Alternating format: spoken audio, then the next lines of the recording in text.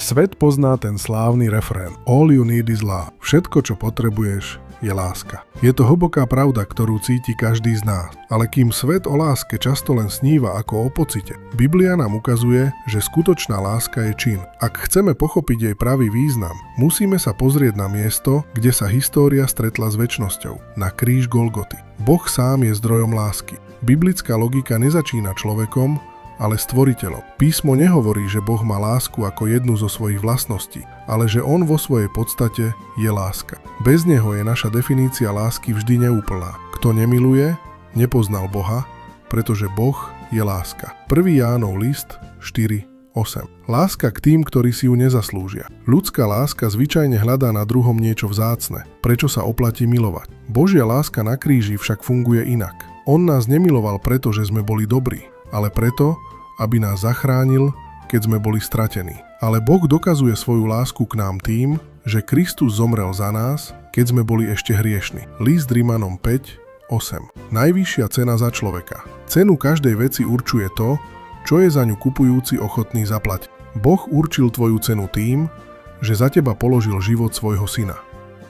To nie je len cit, to je najvyššia možná obeť.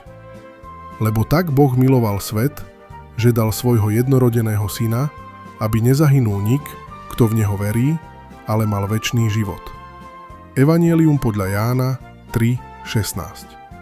Dobrá správa. Čo sa v skutočnosti stalo na kríži? Apoštol Pavol nám odovzdáva to, čo je v kresťanstve najdôležitejšie.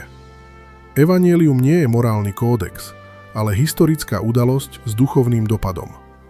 Kristus zomrel za naše hriechy, bol pochovaný a na tretí deň vstal z mŕtvych.